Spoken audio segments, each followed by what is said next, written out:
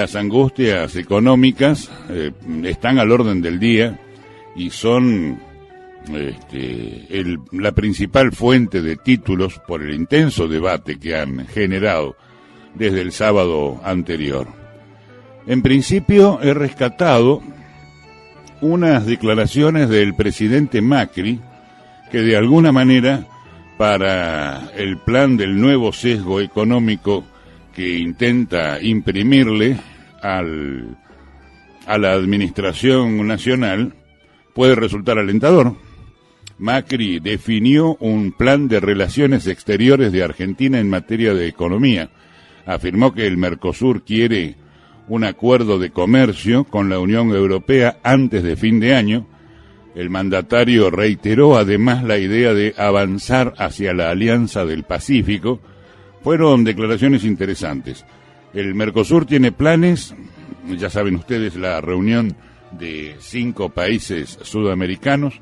El Mercosur tiene planes de firmar un acuerdo de comercio con la Unión Europea este año. El mandatario argentino dijo: tenemos la firme intención de firmar un acuerdo durante el segundo semestre de 2017. Las palabras de Macri entonces estarían confirmando declaraciones anteriores del ministro de Relaciones Exteriores de Brasil, quien dijo el mes pasado que los miembros del Mercosur, reitero, son Argentina, Brasil, Uruguay, Paraguay, ha sido desafectada o suspendida Venezuela, que los miembros del Mercosur firmarían un acuerdo marco con la Unión Europea este año. Además, queremos avanzar hacia la Alianza del Pacífico, compuesta por Chile, Colombia y México. No va a pasar inmediatamente, tardará un par de años, dijo Macri, pero agregó que él creía que el continente estaba de acuerdo en la necesidad de tener una cooperación más estrecha. El presidente dijo también que tratará de aprovechar la reunión que mantendrá este mes con su par de Estados Unidos, Donald Trump. La reunión será en Washington, para mejorar las relaciones entre ambos países. Macri destacó que la relación comercial actual con Estados Unidos no es demasiado amplia, que podría mejorar mucho, y por otra parte también se refirió a China, al evaluar que ese país ha construido una presencia muy agresiva en América del Sur durante una década. Con la Argentina, el país asiático tiene una relación estratégica importante, y esto se aplica a todo el Mercosur. Es por eso, dijo Macri, que voy en mayo a China. Queremos desarrollar las relaciones con ellos. Así que ya ven ustedes, el presidente impulsando un acuerdo económico del Mercosur con la Unión Europea, impulsando en un plazo de 2 años la integración de Argentina a la Unión del Pacífico. En breve se reúne para ampliar las relaciones o mejorar las relaciones con Estados Unidos con el presidente Donald Trump, e inmediatamente después a China, a su visita al premier Xi Jinping, una apertura en las relaciones exteriores económicas de Argentina que ha anunciado el presidente de la nación. Esta semana la cuestión relacionada con la inflación ha sido sin duda la más importante. En el primer trimestre del año, contra todos los vaticinios del gobierno, nuevamente Argentina tiene un 7% de inflación en los 3 meses, incluso tal vez alguna décima más, con lo cual el objetivo de entre un 18 hasta un 25% de inflación previsto para el año 2017 se hace cada vez más difícil de creer. Sin embargo, insistiendo en esta materia, el jefe de gabinete, Marcos Peña, declaró que el camino del descenso de la inflación está garantizado. Lo dijo el día de ayer. Lo dijo en una localidad muy cercana a nuestros estudios centrales, en Pinamar, costa atlántica norte de la provincia de Buenos Aires. En esta localidad dijo el jefe de gabinete que el camino del descenso de la inflación está garantizado. Subrayó que vamos en buen camino para derrotar a la inflación. Señaló que el objetivo inmediato en materia económica es ir generando algunos instrumentos que regulen el corto plazo. Estamos convencidos de que estaremos en torno a la meta que ha planteado el Banco Central, y lo más importante es que esa baja continuará el año próximo. Son las promesas del jefe de gabinete. Como explicación dijo que, bueno, en una sociedad que viene de muchos años de inflación, hay que romper un montón de comportamientos inflacionarios.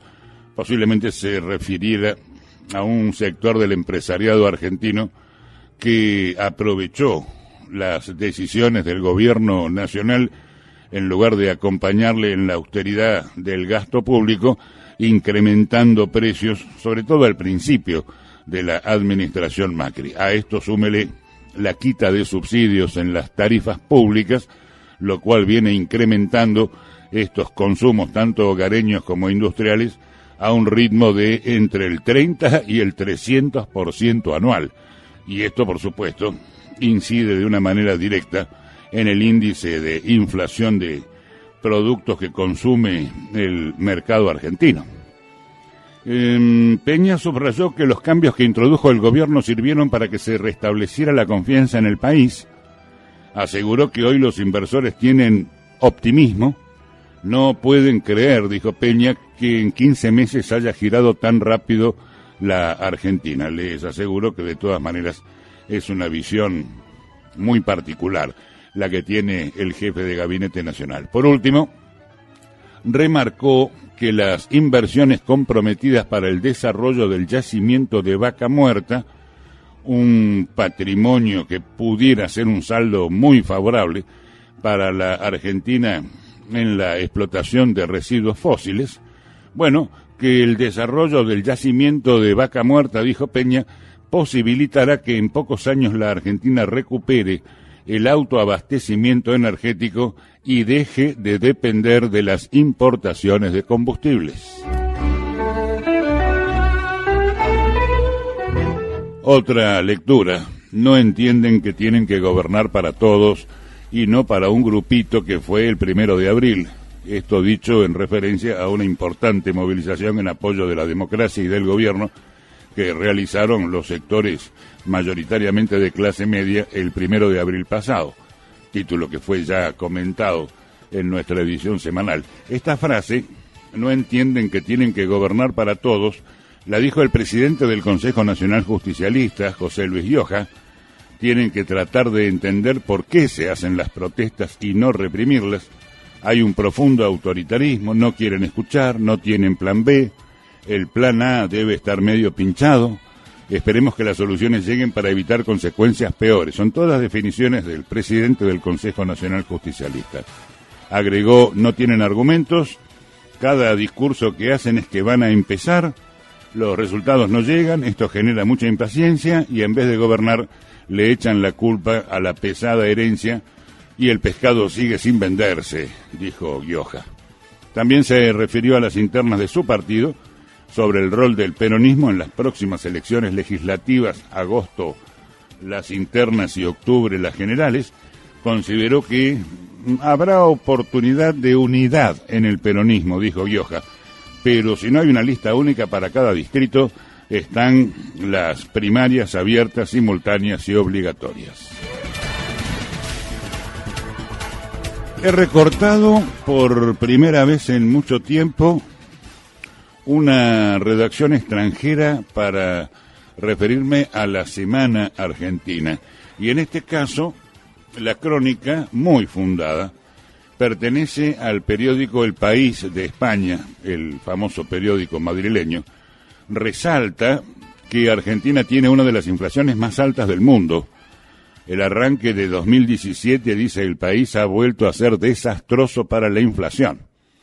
Bueno, en un análisis en el que resalta que Argentina tiene uno de los índices más altos del mundo, en la región solamente superado por Venezuela, el medio madrileño destaca que si bien el gobierno afirma tener la misión de reducir la inflación, y que de hecho logró hacerlo un poco durante la segunda mitad del año pasado pero en los primeros meses de 2017 la tendencia vuelve a ser alcista. ¿Qué dice el periódico? Argentina se resiste a ser normal. la particularidad más autóctona, la mayor inflación de América Latina después de Venezuela y una de las mayores del mundo, se niega a desaparecer. Mauricio Macri llegó al gobierno con la promesa de acabar con esta lacra que devora los salarios de los trabajadores, en especial de los más pobres. Son los que viven en la economía informal y tienen muchas más dificultades, ¿verdad?, para renegociar el alza o renegociar al alza sus ingresos, y hunde la competitividad de un país que ya es de lejos, además, el más caro de la región. La nota del País dice: el Ejecutivo asegura que las cosas están mucho mejor que el año pasado. Lo cierto es que en la segunda mitad de 2016 se logró frenar un poco la subida, pero el arranque de 2017 ha vuelto a ser desastroso para la inflación. Un 6.3% acumulado en 3 meses, con el último imprevisto, por cierto, 2.4% en el mes de marzo pasado. Bueno, 6.3 en el trimestre ha hecho saltar de nuevo las alarmas. Dice el País: el Banco Central ha reaccionado con una fuerte subida de tipos de interés, fueron 150 puntos básicos. Esto representa una rentabilidad del 26,5% anual para intentar frenar la escalada inflacionaria, pero en realidad tiene como consecuencia un freno de la actividad económica, porque en Argentina, como ya lo hemos comentado en varias ediciones anteriores, es cada vez más rentable poner el dinero en el mercado financiero que en la economía real, ¿no? El diario también destaca la opinión de los analistas locales respecto a que el dato más inquietante es que la inflación se ha cebado especialmente en el rubro alimentario, que se ha disparado en marzo. Lleva en realidad una subida media del 3% mensual, y con algunos picos: 7.7% en verduras, 5% en carnes, 2.8% el pan. Bueno, son los apartados que más afectan a los pobres, ¿no? Obviamente, recuerden que ya se ha declarado oficialmente que un 32 y monedas, casi un 33% de los argentinos es pobre, está bajo línea de pobreza. Basta acudir además a cualquier supermercado de Buenos Aires y hacer el cálculo en dólares o en euros. Los precios de los productos básicos están por encima de los precios europeos y por encima de los precios que se pagan en Estados Unidos de Norteamérica. Para el diario El País, la causa es sencilla de entender. Dice: el peso no se devalúa, al contrario, se está reforzando. Y en el resto del mundo no existe la inflación del 40% que vivió Argentina en 2016, por lo que el país se hace más caro cada mes. El objetivo anual fijado por el Banco Central, 17% para 2017, ya es una quimera. Incluso el 20% de inflación parece un objetivo difícil. La directora del estudio Bain, un famoso estudio de economistas en Argentina, la directora se llama Marina del Poyetto, afirma que el objetivo está mal puesto. Yo coincido con esta afirmación. Ya se sabía que era inalcanzable con la subida de las tarifas de gas, luz y agua que está haciendo el gobierno. La tarifa eléctrica, por ejemplo, se multiplicó por 5. Los empresarios tienen mucha subida de costos y lo trasladan a los precios. Marina del Poyetto dice: venimos de 10 años de inflación alta, es una inercia difícil de romper. El gran problema es la formación de precios en Argentina, está desquiciada. Las empresas suben mucho para intentar recuperar el margen perdido por el aumento de los costos que ya mencioné, y si luego ven que no venden, bueno, empieza una cadena de ofertas, el 2x1 que se ha hecho tradicional en el país, pero es difícil medir el efecto de estos descuentos cuando los precios en inflación ya se han establecido, ¿verdad?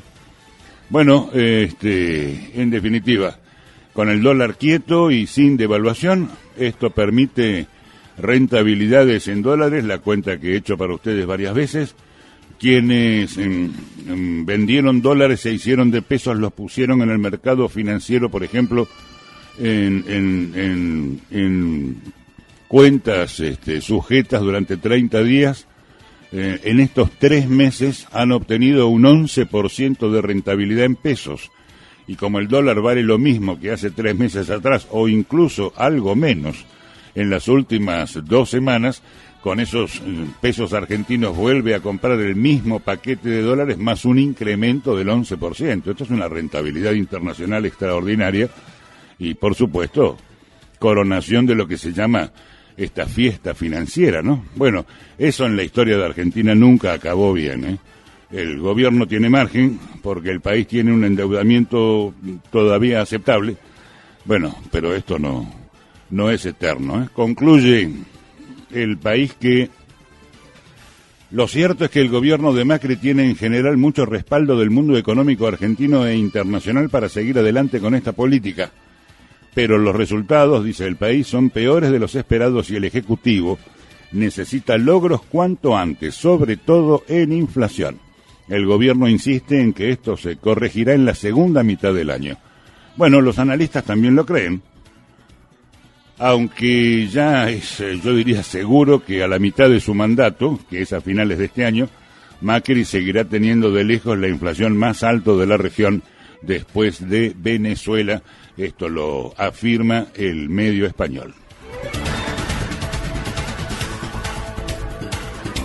Estos parecen ser los principales títulos del país, unos sanos consejos institucionales. Volvemos rápidamente con lo prometido, la página internacional de alta preocupación en todas las agencias del mundo. Estás escuchando FM Impacto 95.5. Desde Villa Gesell a todo el mundo, LRM 926, FM 95.5. Somos la radio de las noticias. 24 horas. Lo que tenés que saber.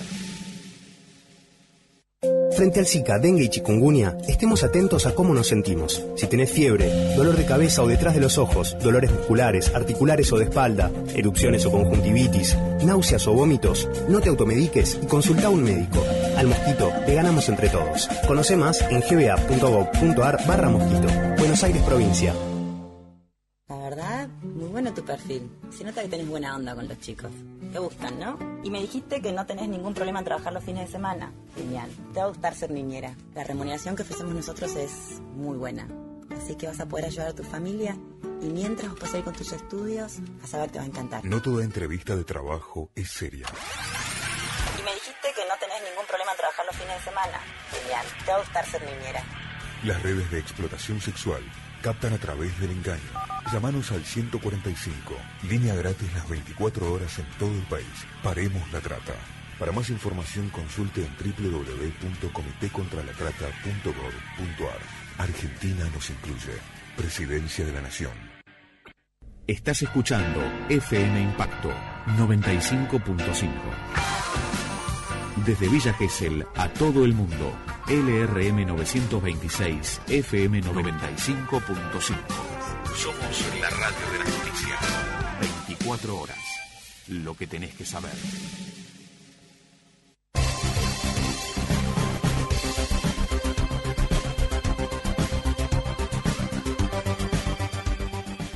Ya se ha dicho en esta mesa en varias oportunidades que el capitalismo ganó su guerra militar, financiera, ideológica, por lo menos claramente en Occidente, y el capitalismo tiene una evolución.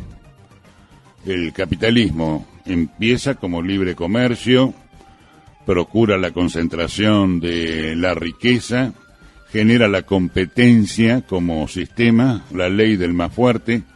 La evolución natural del capitalismo es el imperialismo, con la aparición de los protectorados, de las dominaciones que procuran obtener para los países centrales trabajo a bajo costo, commodities, materias primas desde las colonias, y la evolución natural del imperialismo es el totalitarismo, que ya es la dominación interior, las libertades restringidas, la expansión exterior invadiendo otros países y como régimen económico la explotación para incrementar al máximo la rentabilidad del capital, sus derivaciones hacia la patria financiera, cuando se ahoga a los países dominados con préstamos de rescate que luego no se pueden levantar, y la conclusión casi siempre igual del totalitarismo terminan siendo las guerras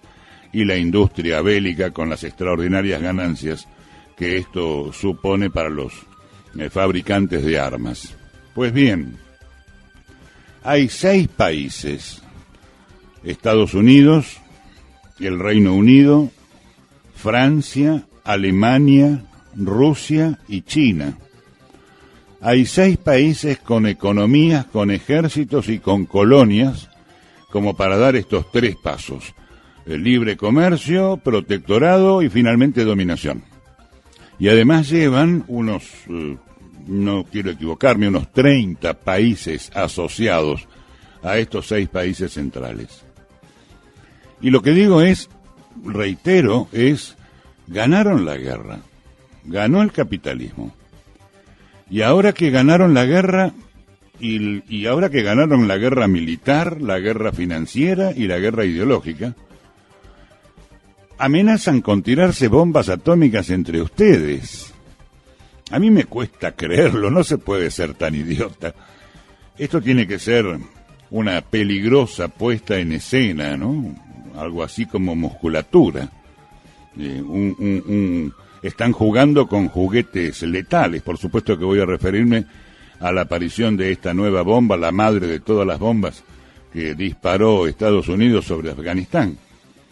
Y como digo, están jugando con juguetes letales, están jugando con arsenal nuclear, con el calentamiento global del planeta, con las guerras químicas, con las alteraciones genéticas de los commodities, presenciando pestes y hambrunas gigantescas en las zonas más carenciadas del mundo, a las que no llega la asistencia ni económica ni científica. Y curiosamente, esto sucede cuando ganaron la guerra. Y uno tiene todo el derecho a preguntarse, ¿pero será posible? ¿El capitalismo no le dará a sus pueblos, a ver, un siglo de jubileo, de prosperidad, para celebrar que ganaron la guerra, justamente, ¿no? Es tan extraordinariamente estúpido que esto no ocurra. Pero bueno, como les digo, aparentemente no ocurre, sino al contrario. La guerra continúa por otros medios, y ahora apareció esta GBU-43, la madre de todas las bombas. Entre Estados Unidos y Rusia pareciera que hay un nuevo encuentro de Yalta. Están queriendo cambiar el mapa geopolítico, particularmente el de Medio Oriente. Esta bomba no nuclear, esta superbomba que ha lanzado Estados Unidos sobre Afganistán, las últimas informaciones dicen que lograron abatir a 90 terroristas del Estado Islámico y que lograron cavar y destruir 3 cuevas en la red de túneles que inteligencia de Estados Unidos había descubierto en Afganistán. Es una estrategia infraurbana bastante habitual por parte del Estado Islámico y de otras fuerzas, como se vieron también en su momento en Vietnam del Norte y Vietnam del Sur. Bueno, esta superbomba es no nuclear, como digo, mata pero no contamina. Fue arrojada contra cuevas del Estado Islámico y aparentemente nadie le cree al presidente de Estados Unidos que este haya sido realmente el objetivo. Como decía antes, o como diría Walter Martínez, a quien ahora mismo convocamos, parece un ejercicio de musculatura, más vale. Y al mismo tiempo, en ese tablero, tampoco muy creíble, las declaraciones que vienen desde el Kremlin. Moscú acusa a Estados Unidos de promover la caída de Al-Assad en Siria, y que en realidad ese es su objetivo y que no está luchando contra el Estado Islámico. Recuerden el bombardeo con 59 misiles que arrojó Estados Unidos sobre una localidad siria en la semana anterior. Bueno, sobre estas cuestiones se entretiene, o con estas cuestiones se entretiene el corresponsal de guerra uruguayo Walter Martínez. Esto es gentileza de Dossier para la televisión venezolana. 10 minutos con el uruguayo Walter Martínez.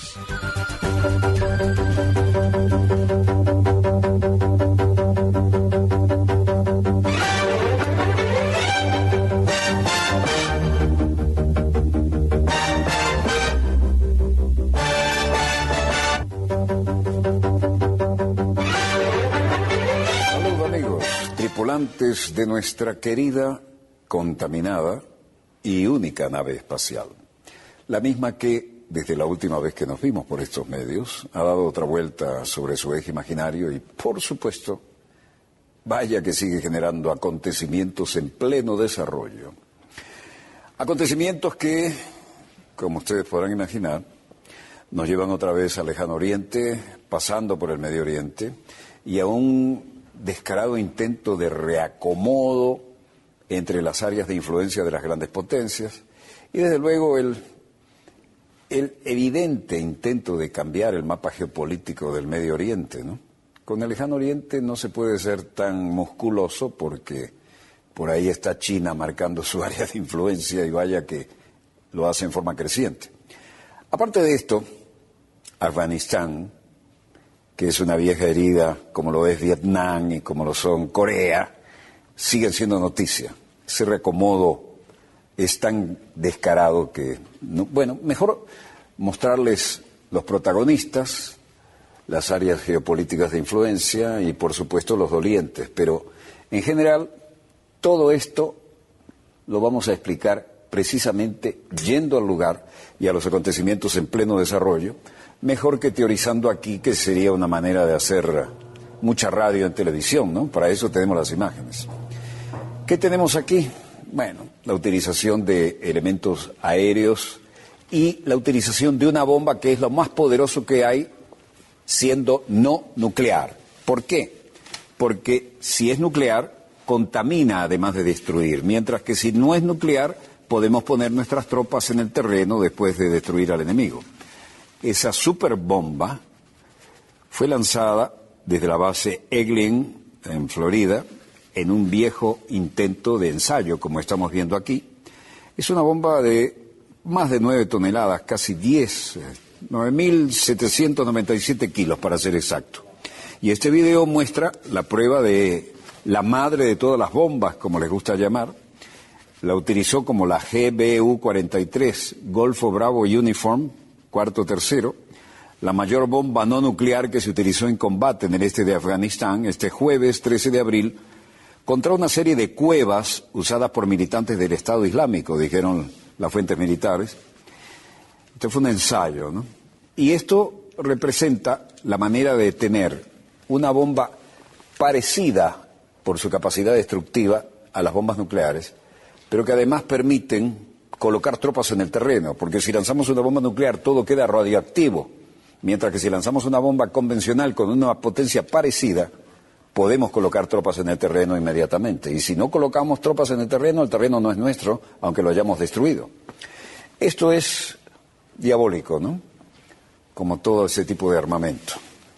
Y desde luego, los videos muestran la bomba que están probando en la base de la Fuerza Aérea Eglin en Florida en el año 2003, y luego las reacciones en la Casa Blanca. Secretario de Prensa Sean Spicer. Currently, some news breaking out of Afghanistan, so I just want to give you a quick update. At around 7 p.m. local time. Alrededor de las 7 de la mañana, hora local, en Afganistán, los militares de Estados Unidos utilizaron una bomba GBU-43. El GBU-43 es un arma muy grande, potente y de gran precisión. Apuntamos a un sistema de túneles y cuevas que los combatientes de ISIS, como le llaman al Estado Islámico, solían moverse libremente, lo que les facilitaba dirigirse a los asesores militares estadounidenses y a las fuerzas afganas en la zona. Estados Unidos toma muy en serio la lucha contra el Estado Islámico y para derrotar al grupo debemos negarles el espacio operativo y eso es lo que hicimos. Suena contundente pero no improvisa, ¿no? Los Estados Unidos adoptaron todas las precauciones necesarias para prevenir víctimas civiles y los daños colaterales como resultado de la operación. Cualquier otro detalle les remito al Departamento de Defensa. Es decir, si quieren más datos, vayan y pregúnteselo al Pentágono. Seguimos con las minifaldas, pero no hay una Helen Thomas que haga preguntas que ponga contra la pared al vocero. El general John Nicholson, jefe de las fuerzas estadounidenses en Afganistán, había declarado previamente que la bomba conocida como la MOAB es la munición adecuada para reducir obstáculos de este tipo. Y hoy las cosas están de esta manera. Donald Trump dijo: estoy muy orgulloso de nuestra gente, realmente otro trabajo exitoso. Estamos muy orgullosos de nuestros soldados, al igual que estamos orgullosos de la gente en esta sala. Muy orgulloso, bla, bla, bla, fue un evento exitoso.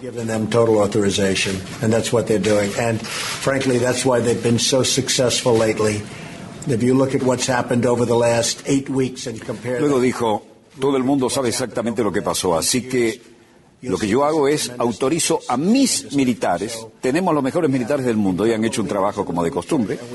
Así lo están haciendo y francamente es por eso que han tenido éxito últimamente. Si usted mira lo que ha sucedido durante las últimas 8 semanas y compara esto realmente con lo que ha sucedido durante los últimos 8 años, verá que hay una tremenda diferencia.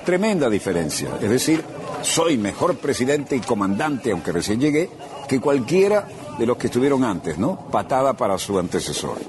Así que tenemos líderes increíbles en el ejército y tenemos un ejército increíble y estamos muy orgullosos de ellos y esta fue una misión muy exitosa. Bueno, según Trump, el lanzamiento de la bomba en Afganistán fue una misión exitosa y lo llenó de orgullo. Aquí está el cráter que puede producir una bomba de este tipo. Si hubiera sido una bomba pequeña nuclear, no estarían ni siquiera tratando de fotografiarla, ni grabarla, ni filmarla, porque estaría todo el terreno radioactivo. Y ha encontrado la forma de una bomba de alta destrucción, pero donde pueden poner pie en el terreno, es decir, ocupar el territorio. Ahora, los rusos también tienen lo suyo, ¿eh? Y aquí la respuesta. Lavrov dice: Estados Unidos quiere usar terroristas para derrocar a al-Assad. El canciller ruso dice que Moscú sospecha que Estados Unidos quiere usar a los terroristas del Frente al-Nusra para derrocar al presidente sirio Bashar al-Assad. Siempre les trataron con indulgencia. Tenemos una sospechosa persistencia en que hasta este momento nadie logró disipar que protegen al-Nusra para que en un momento dado puedan recurrir al plan B. Y el plan B es intentar derrocar por la fuerza al gobierno de Bashar al-Assad. Esto lo ha dicho Sergei Lavrov tras reunirse con su par estadounidense Rex Tillerson. Y vean que lee. Este hombre que improvisa tan bien no quiere asumir riesgos. Lavrov y Tillerson se han reunido en Moscú en un momento de alta tensión entre Washington y la capital rusa por el ataque que Estados Unidos realizó en la madrugada contra una base aérea del ejército sirio en Homs, sobre pretexto de acabar con la base desde donde, según dicen ellos, se realizó el ataque químico a Jamshedjung en la provincia noroccidental de Idlib. Durante la conferencia rueda de prensa, tras el encuentro, Lavrov ha señalado que la llamada coalición anti-Estado Islámico liderada por Estados Unidos, de hecho, no se ocupó del objetivo para el cual fue creada, ya que, se ha añadido, no lucha contra el grupo terrorista Daesh, en árabe, ni contra el Frente al-Nusra, ahora denominado Frente Fatah al-Sham, y no lucha tampoco de manera eficaz. Lavrov también ha puesto énfasis en que el derrocamiento del presidente sirio, en lo que insiste Estados Unidos, puede saldarse con una derrota en la lucha contra el Daesh. Por lo tanto, ha llamado a no decidir sobre el futuro de Siria conforme a las emociones. 100% una fabricación. No tenemos arsenal químico. No vamos a usar armas químicas. En una entrevista con la agencia de noticias AFP, el presidente sirio se mostró interesado en una investigación independiente sobre el supuesto ataque químico en Han Sei-Jun. Recordó que su ejército entregó sus armas químicas en el 2014 y ya no tiene ese tipo de equipamiento bélico.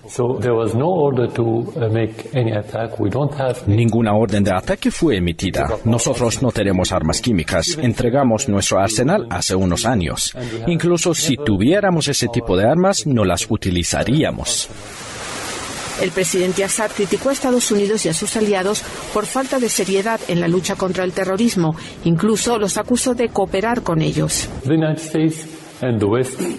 Estados Unidos y Occidente no son serios.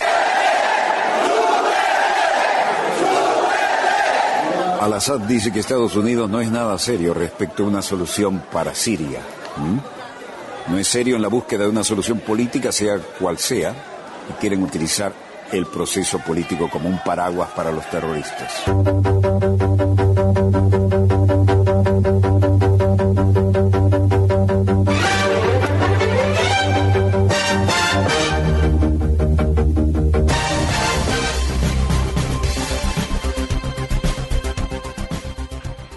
Bueno, ahí tienen ustedes las dos pinturas que hace Walter Martínez, reitero, gentileza de su programa Dossier para Telesur, la televisión venezolana. En el segundo capítulo, lo que pareciera ser un reparto de Medio Oriente entre Estados Unidos y Moscú, más allá de los misiles que lanzó Moscú sobre en Washington sobre esta localidad siria, ¿no?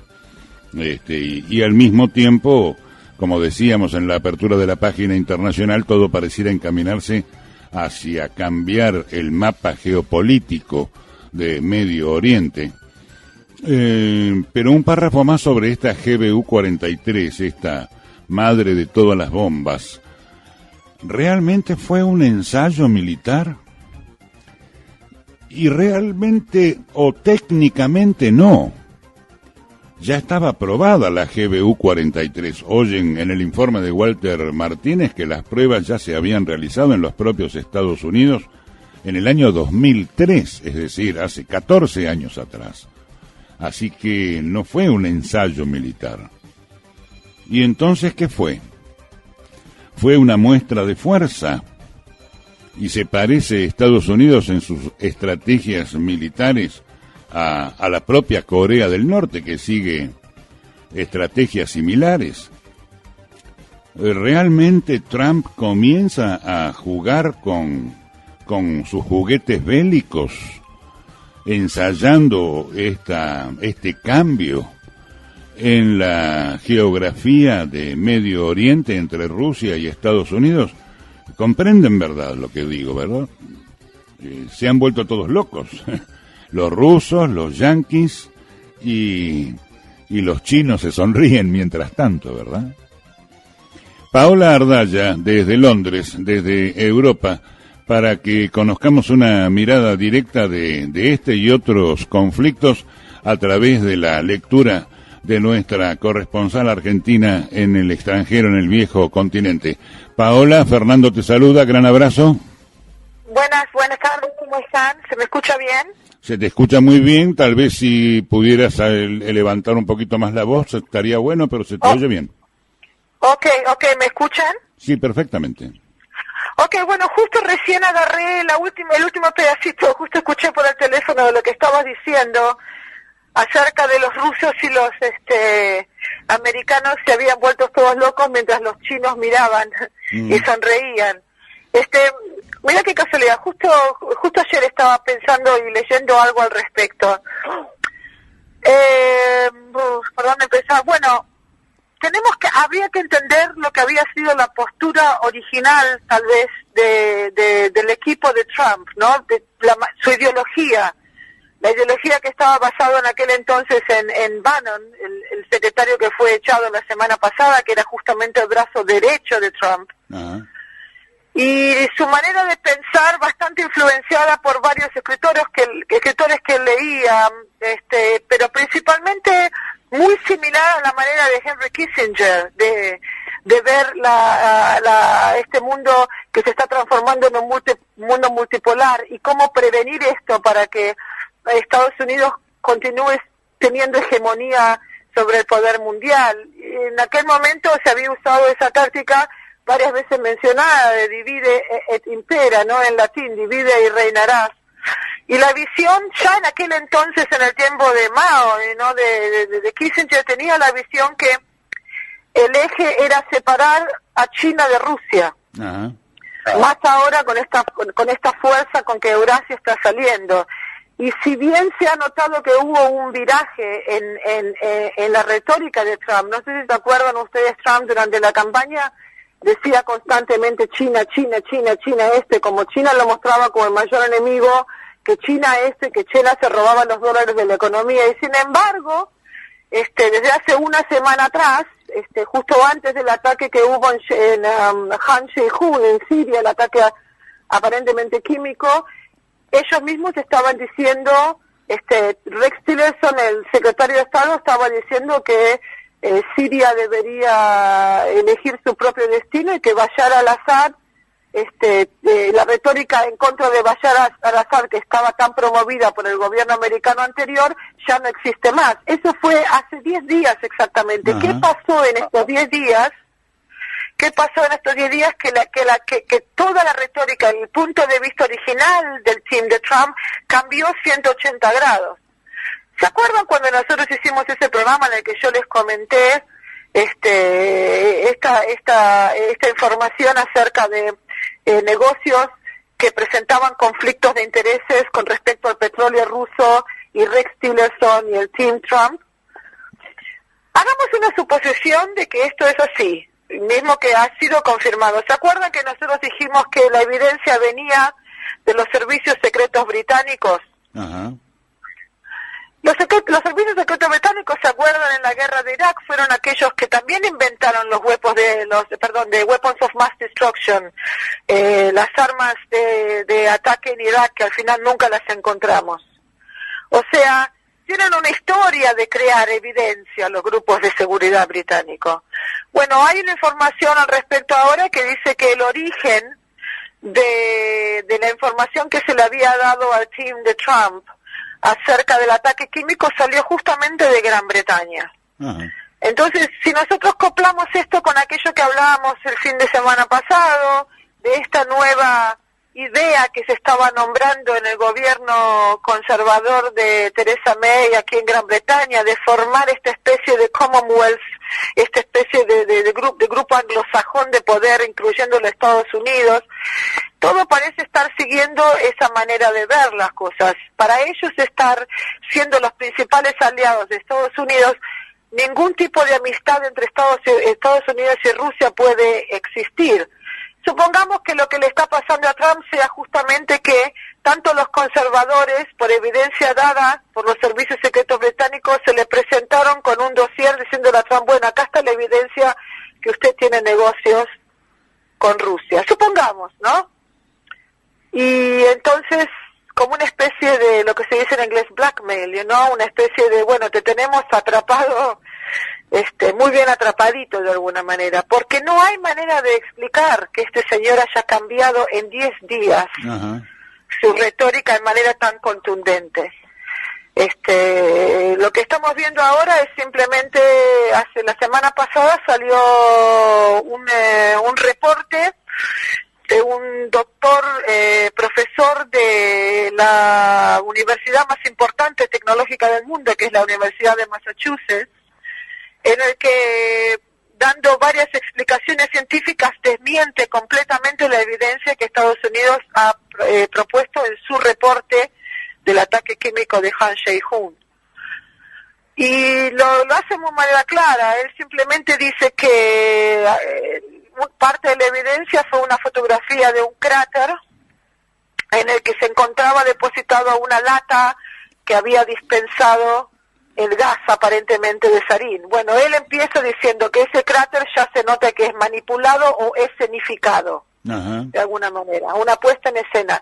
Pero además de eso, si tomáramos ese cráter como verídico, mismo que él no lo considera, podemos notar, por ejemplo, que el contenedor en el que estaba ese gas sarín estaba hecho de un tubo de un cohete de 122 milímetros, tapado en los dos lados de manera hecho de manera casera, tapado en los dos, o sea, le cortaron un cohete de 122 milímetros, lo llenaron de líquido de sarín y le pusieron dos tapas a los costados. Eso no corresponde a los contenedores usados por la Armada Siria en manera industrial de sarín, sino que es una cosa hecha. Pero mismo así...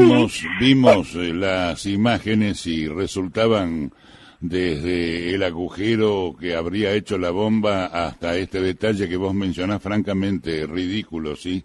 Se vio claramente que era toda una puesta en escena. Bueno, y ahora te lo está diciendo justamente el señor Theodore Postol, que es un profesor eméritos de Ciencia, Tecnología en Política de Seguridad de la Nación en the Massachusetts Institute of Technology. Este señor fue el mismo que desmintió la evidencia que se habían hecho en PAC en aquel momento, en el 2014, en el primer ataque químico que se lo culpaba también a la Armada Siria. O sea, tenemos una investigación independiente de justamente un profesor eméritos de la universidad más importante del mundo que está diciendo que en realidad es una puesta en escena. Entonces, ¿qué podemos suponer? Que fue que a Trump se le ha dado la evidencia de alguna manera creada, que fue tan bien puesta en escena que él se lo creyó, cuando todos nosotros miramos a la escena sin tener ningún tipo de formación científica y nos parece ridícula. Entonces, si empezamos a atar los cabos, y esto es toda una gran suposición, es tratar de explicar qué ha pasado, que en 10 días la retórica cambió completamente. Porque aquel de Trump que venía a decir que venía a to drain the swamp, a limpiar el lago de alguna manera, parece que está ahogado en el lago en realidad. No, o sea, ¿qué es lo que ha pasado, que ha cambiado todo esto? Y por otro lado, yo te confieso, por mi propia experiencia personal como corresponsal de guerra, me tocó hacer la nota de la retirada del ejército judío de Beirut en 1985. Líbano. Yo llegué acompañando al ejército sirio. Y es realmente un ejército brutal, no tienen consideración alguna por las leyes de la guerra. Es que nadie está defendiendo al ejército no sirio. digo que lo estés haciendo, pero aun cuando me consta esa antipatía que gran parte del mundo occidental tiene por ejércitos bárbaros, tengo toda la sensación de que justamente ese argumento es el que está siendo utilizado para esta puesta en escena. Bueno, es que en realidad uno se pone a pensar, desde el punto de Bashar al-Assad, que es el líder de Siria, ¿no? Bashar al-Assad está ganando la guerra contra ISIS y Al-Qaeda de manera contundente. ISIS está en retirada y Al-Qaeda está escapándose a cualquier cueva que encuentren porque los están realmente demoliendo. Entonces, esto por un lado. 10 días atrás, Rex Tillerson dice que la gente siria tiene el derecho a determinar su propio futuro y que aquella retórica de Bashar se tiene que ir ya no existe más. ¿Qué está boicoteándose al mismo que después de tener todo el viento a su favor decide cometer una atrocidad semejante? Es medio ridículo pensar, si uno lo piensa desde ese punto de vista, que el tipo se boicotea a él mismo. Está ganando y siendo exitoso en toda su campaña, pero ahora se va a boicotear de tal manera cometiendo una atrocidad tan terrible como esta, ¿no? Bueno, Además, por eso decimos aquí que si no se habrán vuelto todos locos jugando con juguetes bélicos de esta magnitud. Bueno, ¿no? Por otra parte, supongamos por un momento que sí, que el Partido Republicano y que Gran Bretaña lo tienen agarrado a Trump con esa evidencia que se le había presentado, por ejemplo, que la compra del petróleo, porque no nos olvidemos que Estados Unidos hasta el año pasado en su reporte de defensa y seguridad consideraba a Rusia como la segunda el segundo problema más importante contra la seguridad de Estados Unidos, o sea que no sería solo un conflicto de intereses, sino que también sería traición a la patria, si esto se puede comprobar. O sea, directamente te vas a la cárcel.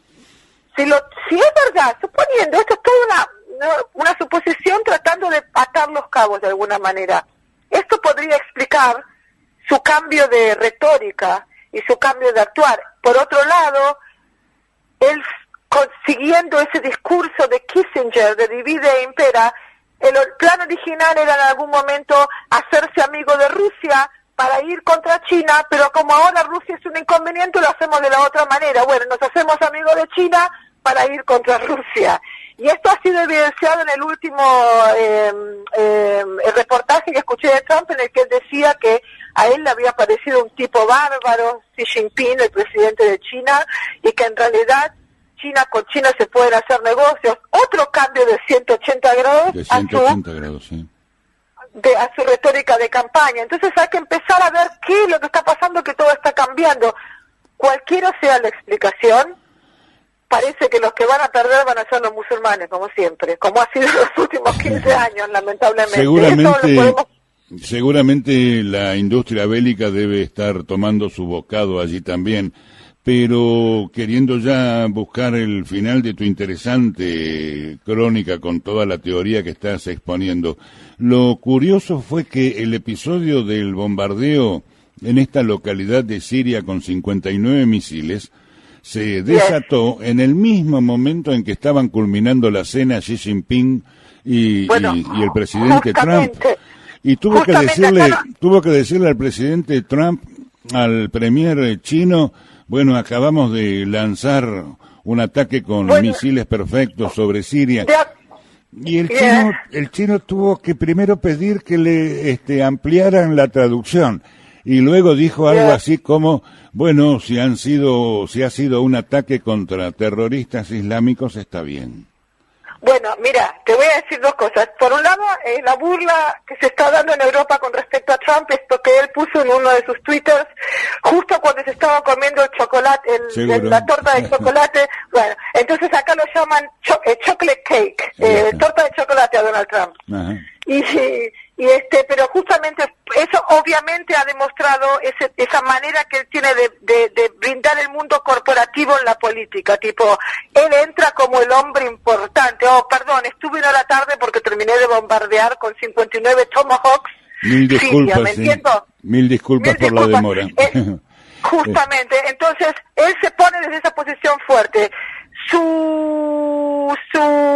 De acuerdo a las encuestas, su imagen creció un 10% a razón de estos ataques, pero además de eso, como te decía, la visión que tienen muchos comentadores de la guerra también es que fue una especie de un ataque publicitario de alguna manera, porque un ataque real no se le avisa a Rusia y a Siria con 2 horas de anticipación. En un ataque real de 59 Tomahawks cayeron solamente 23 y todo fuera de la pista aérea. O sea, ¿qué pasó con los otros Tomahawks? ¿A dónde cayeron? ¿Será que el S-400 los bajó a todos? Pero de eso no habla nadie. Un minuto para que culmines tu crónica. Y bueno, el minuto que quiero dar es la visión que con todos estos acontecimientos que están pasando, con la grieta que se ha creado entre los grupos políticos de extrema derecha y de extrema izquierda, no de extrema izquierda, de izquierda en Europa, esta grieta está siendo usada por el gobierno para militarizar las ciudades, los estados y los países. Entonces, lo que nos tenemos que preguntar es, mientras nosotros nos peleamos entre nosotros, ellos compran tasers, ¿no? Armas para la policía para darnos electroshock, tanto en Europa como en Latinoamérica. Y esta parece que sí es otra vez más, continúa siendo esa famosa táctica de divide e impera. Bueno, pues excelentes tus reflexiones, nos hacen pensar y si Dios quiere nos reencontramos el próximo sábado. Abrazos para todos. Bueno, y felices Pascuas para todos, ¿eh? Muchísimas gracias por recordarlo. Bueno, por favor, a ver si por lo menos todos rezamos por un poco de paz, porque esto ya se está tornando en una locura, tanto en las ciudades como en los países lejanos a nosotros. Hay muchos orando en ese sentido. Gracias otra vez, muchos cariños. Bueno, un beso grande, bye bye. Paola Ardaya, desde Londres, de alguna manera coincidiendo con Walter Martínez, desde Sudamérica. Y hablando de Sudamérica, para culminar la página internacional, hubo otra bomba no nuclear que explotó en el mundo esta semana pasada, y explotó en Sudamérica, explotó en Brasil. Cambiemos de tema radicalmente. Tremenda impresión, y la entrada en escena del poderoso juez Moro en Brasil, con las nuevas delaciones de Odebrecht. Ya prácticamente está acusada por los comités y la justicia de anticorrupción en Brasil, ya está prácticamente acusada toda la clase política entera. Los últimos 5 presidentes, gran parte de los legisladores están acusados por la justicia y entró el juez Moro en escena, que ha sido designado para continuar las investigaciones de las delaciones de Odebrecht. Y me pregunto, ¿se viene un mane pulite en Brasil como sucedió en su momento en Italia después del asesinato de Aldo Moro? Porque si no fuera así, si no fuera un verdadero mane pulite, ¿qué significaría? Simplemente un colapso de toda la representación política por corrupción. Y un colapso de la representación política es igual a anarquía. Otra bomba no nuclear, que estalló esta semana. Voy a tratar de traducirlo de la manera más sintética posible. Una nueva delación de Odebrecht involucra a los últimos 5 presidentes electos de Brasil, y amenaza, como digo, a toda la casta política. Los presidentes José Sarney, Fernando Collor de Mello, Enrique Cardoso, Lula da Silva y la última Dilma Rousseff. No bastó para Odebrecht dar las cartas de las últimas 6 décadas en financiación ilegal de campañas, sino que ahora, con la confesión de sus ejecutivos a todo vapor, está poniendo en jaque a toda la clase política brasileña, frenó al Congreso brasileño y recortó incluso el escenario para las elecciones presidenciales de 2018 en Brasil. El grupo de ingeniería más poderoso de América Latina es Odebrecht. Tenía, esto ya es cosa sabida por las propias confesiones, tenía un departamento específico de sobornos.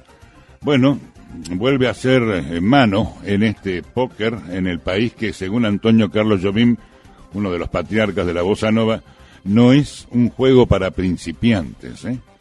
Para salvar al heredero del grupo, a Marcelo Odebrecht, que está condenado a 19 años de prisión, la empresa ha revelado su parte corruptora en todo el mundo, incluso en la Argentina, por supuesto, pero en Brasil ha ido más allá todavía. Desde una posición de debilidad, esto es la cárcel, desde ahí, sin embargo, ha cooptado la agenda del Ministerio Público e incluso el destino de toda la operación Lava Jato. Sobre todo porque el poder de fuego judicial se agigantó tanto que puede frenar las aspiraciones de retorno de Luis Ignacio da Silva, Lula, o incluso de los 3 posibles candidatos del Partido Socialdemócrata brasileño, léase el gobernador paulista Geraldo Alckmin, léase a Aécio Neves o José Serra. Están todos investigados por recibir millones de dólares de Odebrecht. De hecho, está surgiendo ahora uno de los cultores de la antipolítica brasileña, al que están promocionando también desde varios sectores de poder. Me refiero al alcalde de San Pablo, el empresario João Doria. Hay varios medios de comunicación que lo apuntan como una especie de outsider que puede representar una salida dentro del sistema. Se verá. Pero el equipo de Lava Jato presentó al Congreso un proyecto con 10 medidas contra la corrupción. Las denuncias de que hay un estado de excepción en los procedimientos hicieron que parte del Congreso respondiera con otro proyecto que prevé aumentar las penas por abuso de autoridad a jueces, fiscales y comisarios. Así que está la guerra declarada, ¿no? Si Lula fuera condenado y su sentencia ratificada en segunda instancia, no podrá presentarse ante las elecciones. Por eso el líder del Partido Trabalhista, que sigue favorito en las encuestas, se apuró a anunciar ayer que su intención era ser candidato. ¿Y cuál es el gran miedo de toda la clase política brasileña?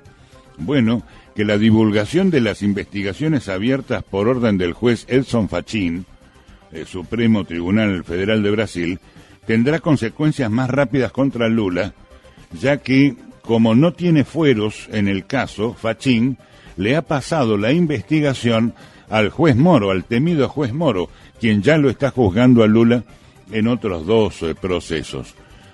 En definitiva, la declaración, las nuevas delaciones de Odebrecht han generado la investigación contra además de los 5 expresidentes, contra 8 ministros del actual presidente Temer, contra 12 gobernadores, 78 legisladores y estos 4 expresidentes que mencioné antes, además de la ya depuesta Dilma Rousseff, destituida en 2016.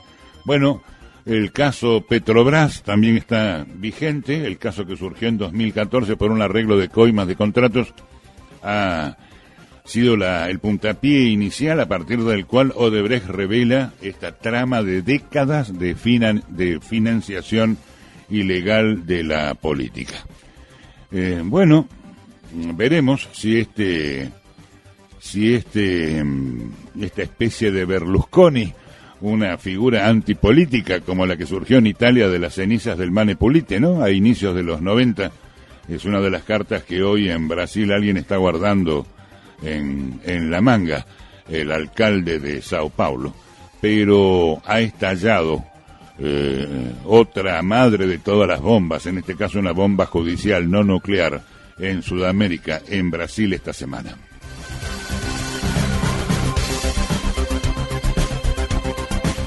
Bien, amigos, vamos a compartir ahora la entrega habitual que nos deja don Abel Reynoso desde Estados Unidos. El hombre tiene su particular lectura política, en especial cuando se hablan de las internas del Partido Justicialista en la República Argentina.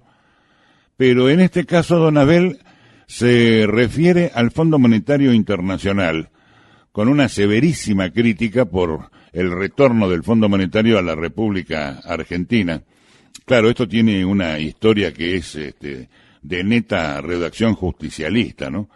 Néstor Kirchner, para salir del Fondo Monetario Internacional, desembolsó el último pago, $9.500 millones, iba por su segundo, ya casi tercer año de mandato como presidente de la Nación, canceló la deuda por préstamos que saldaba todavía devengados contra la República Argentina, pagó estos $9.500 millones y a partir de allí prohibió que volvieran las inspecciones a la economía nacional argentina por parte del Fondo Monetario.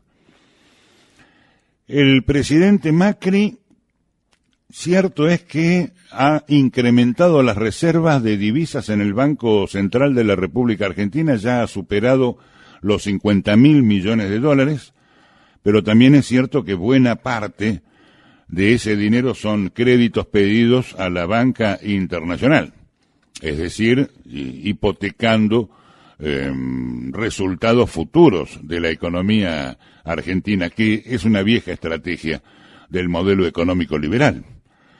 Bueno, y con el gobierno de Macri finalmente un día volvió el Fondo Monetario Internacional a la República Argentina.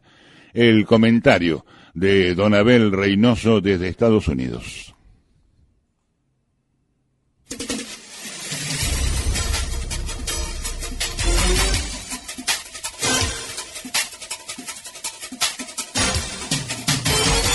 Vuelve el Fondo Monetario Internacional a la Argentina.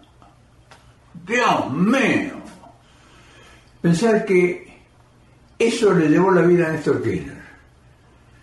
Esa lucha tan endiablada que entabló Néstor le costó la vida. Por supuesto que dentro del contexto.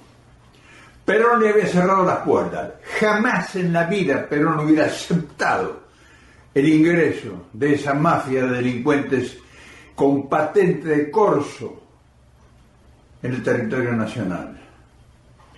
Sin embargo, ahora se le abren todas las puertas de la patria. Ahora se le invita nuevamente a que venga a tomar posición y a tener oficinas en el Ministerio de Economía y en la Casa de Gobierno. Porque ellos no vienen a estar en el último rincón de la Argentina.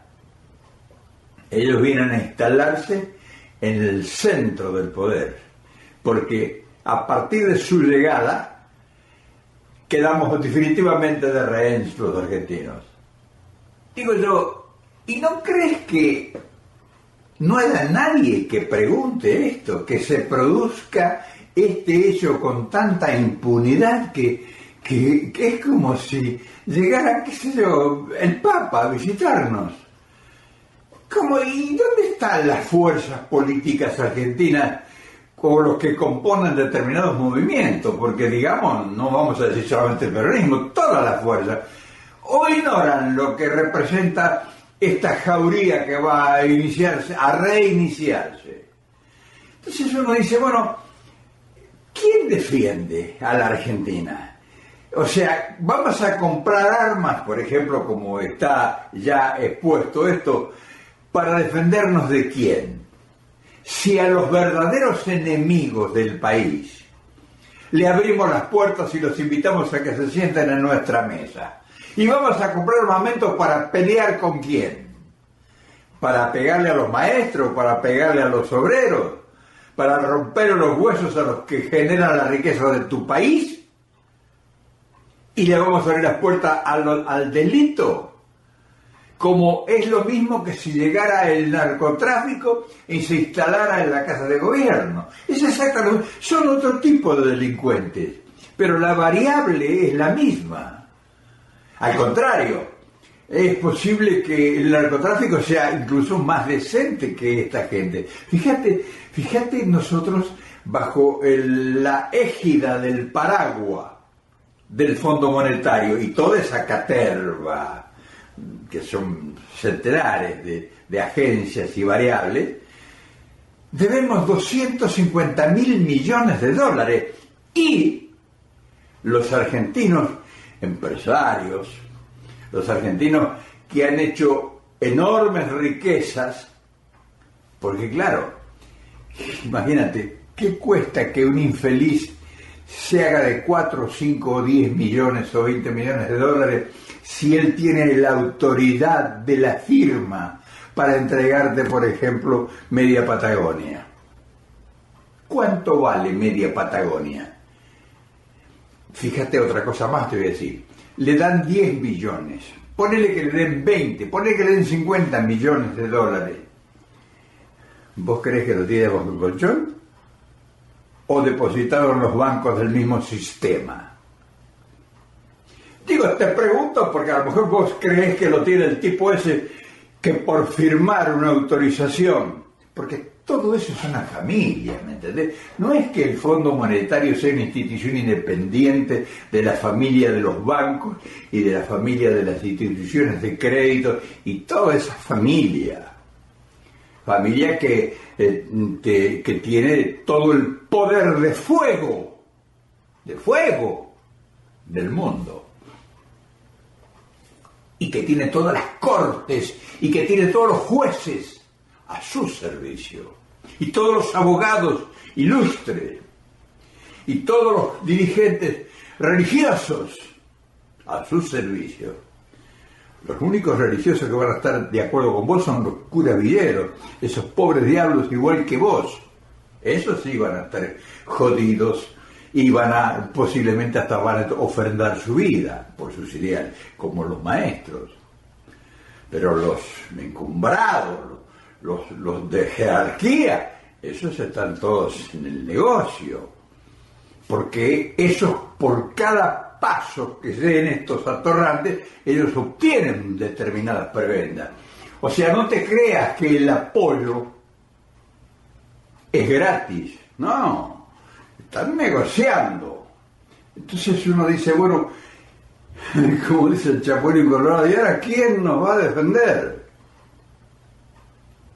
Solamente te quería plantear el problema, el retorno de una institución señera que te va a volver a abrir las heridas. Pero también hay una pregunta. Somos tan ingenuos nosotros. ¿Cuánto se le pagó al Fondo Monetario Internacional para sacarlo para siempre de la patria, de la Argentina? ¿Cuánto? Pero pregunto más, ¿para qué? ¿Para qué se pagó eso? ¿Para qué se pagó eso y para qué se pagó 350 mil millones de dólares que pagó Cristina, el kirchnerismo, a la banca internacional por una deuda que todavía no nos hemos enterado que compramos? Porque sería bueno, qué sé yo, esas curiosidades que tenemos nosotros los estúpidos, que somos los que componemos la mayoría del pueblo argentino, sería bueno por lo menos que un día nos dijeran, mira, ustedes deben esto porque recibieron esto, miren cómo está todo lo que tienen ahí, en todo el país, toda la infraestructura, toda esa infraestructura que para ahora las inundaciones de los ríos, esas grandes obras millonarias hidráulicas, la hicieron con el dinero que recibieron. Los aeropuertos, las carreteras, las millones de viviendas que hicieron, las hicieron con los préstamos que ustedes están endeudados con la banca internacional. O sea, ustedes deben al erario internacional, porque ni siquiera al erario internacional ustedes deben ese fangote, porque ustedes la hicieron, pero fíjense cuántos edificios en Puerto Madero hicieron ustedes con las comisiones que otorgaron estos créditos. Y fíjese cuánta gente pobre le ha resuelto el problema de la vivienda. Todos viven en Puerto Madero. Fíjese cuánta gente vive de los pobres argentinos, que son igual que usted, viven en Puerto Madero, por decirle alguna cosa, o en el Nordelta, o en no sé qué. Es jodido, es jodido tragarse ese sapo, es demasiado grande el sapo. Nosotros estábamos acostumbrados a tratarnos sapitos chiquitos, nos tragamos porque, en fin, decía que con el propósito de que venía un futuro halagüeño y esplendoroso, pues comes unos sapitos pequeños. Y bueno, el peronismo, los dirigentes peronistas, que eran más inteligentes que nosotros, que éramos el pueblo, transaron, y claro, era para sus gastos, porque ser dirigente político tiene sus gastos. Recibían algunas diferencias, ¿me entendés? Y entonces, si darse cuenta, se le amontonaron más vituallas, más recursos que los que necesariamente tenían derecho, ¿no? Y bueno, pero menos mal que nos ha quedado la obra pública en todo el país. O sea, hoy tenemos supercarreteras, tenemos los ferrocarriles pagados, nuevos, todos, que no andan, tenemos todas las infraestructuras en todos los órdenes, tenemos todos los puertos, tenemos los puertos de altura, tenemos la flota mercante, en fin, nosotros estamos muy bien posicionados para ahora emprender la marcha hacia la excelsitud, con esos 250 mil millones de dólares que le debemos a la banca internacional por consejo del Fondo Monetario, porque en última instancia era el que otorgaba verificaba. Pero tenemos un país con las estructuras más modernas del planeta. ¿Qué me contás?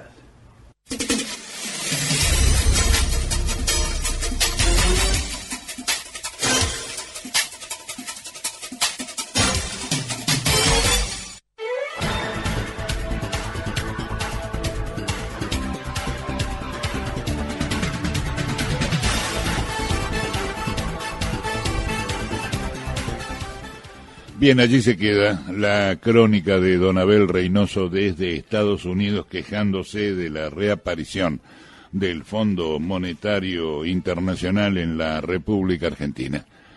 Y esto nos abre la página de la actividad económica en Argentina la última semana. Voy a hacer un rapidísimo resumen porque tenemos alguna dificultad para establecer contacto telefónico con el doctor Hugo Vega, que está de viaje en ruta, tal vez por esta razón imposibilitado de atendernos inmediatamente, aunque la cuestión económica de alguna manera ya la señalamos, resaltando, bueno, esta saga de malas noticias inflacionarias en el primer trimestre 2017. Y además, tras colocar 2 nuevos bonos, incrementando deuda externa y deuda interna, el gobierno se prepara, el gobierno argentino, para pagar el próximo lunes el mayor vencimiento de deuda del año 2017. Debe cancelar $7.200 millones del bono Bonar 10.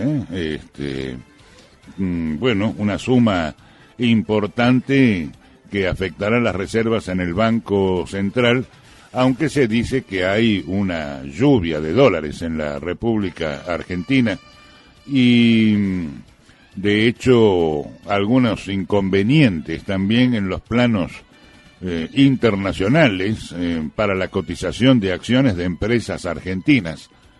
En principio, ya se sabe que Estados Unidos, se supo esta semana, investigará las exportaciones argentinas de biodiesel, así que no solamente el retén a los limones argentinos en Estados Unidos, una de las exportaciones fuertes de nuestro país al país del norte, ahora las cuestiones relacionadas con la exportación de biodiesel, que están siguiendo aparentemente el mismo camino restrictivo. Indonesia también está bajo la mira en la materia de exportaciones de biodiesel.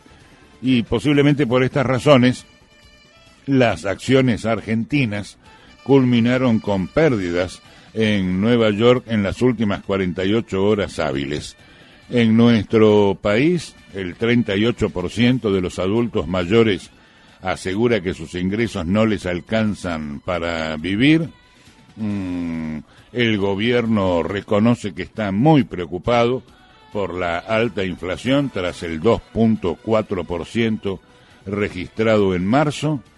Escandalosa la saga de precios de pescados y mariscos en Semana Santa, y esto contribuye también a la redacción de esa crónica que ya mencioné en el periódico El País. En España resaltan que Argentina tiene una de las inflaciones más altas del mundo.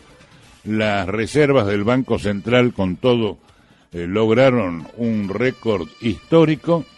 En el primer trimestre del año, las emisiones de deuda provincial, en este caso, es decir, deudas tomadas por las provincias, aumentaron en el primer trimestre un 123%.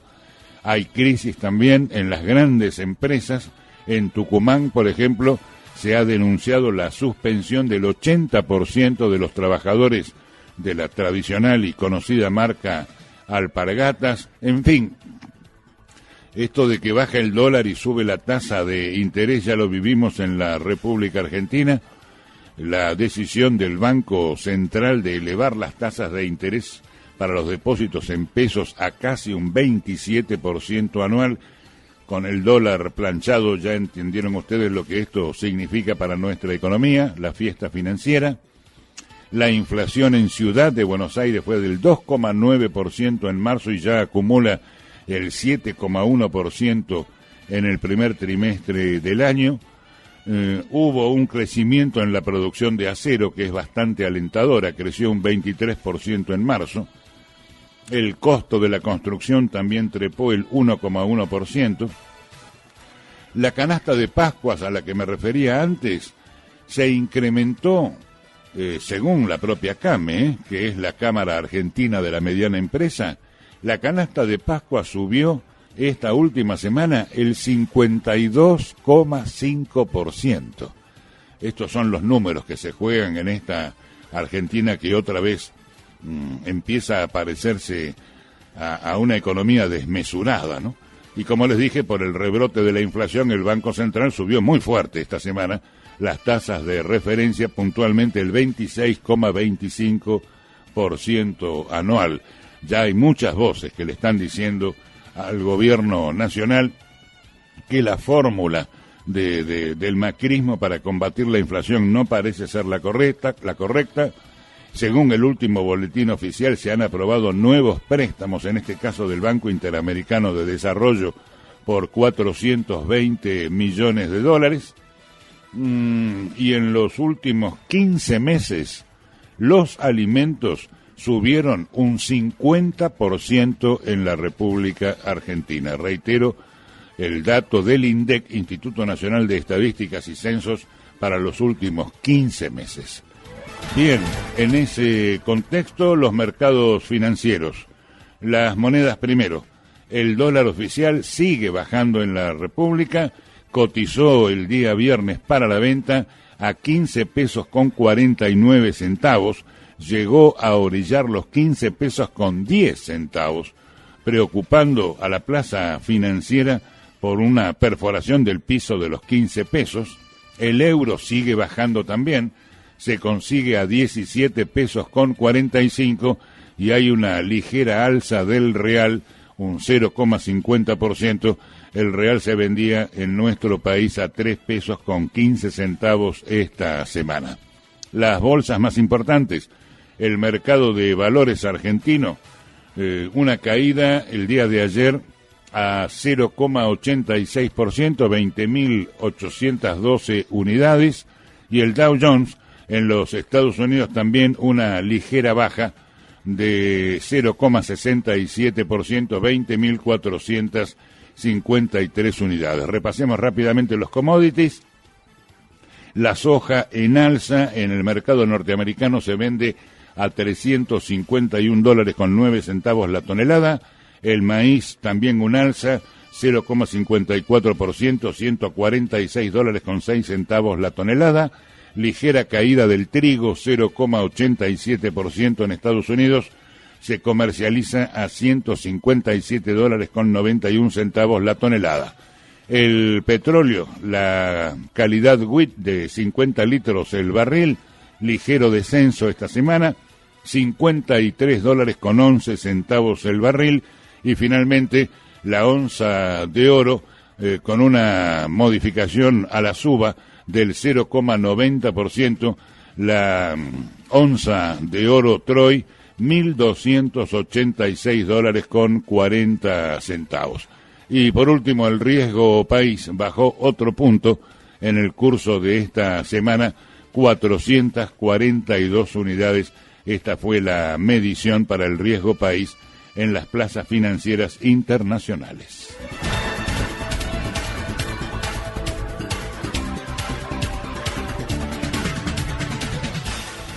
Bien, amigos, hemos repasado la semana política, la semana internacional, la semana económica y la semana societaria en Argentina, la semana pasada.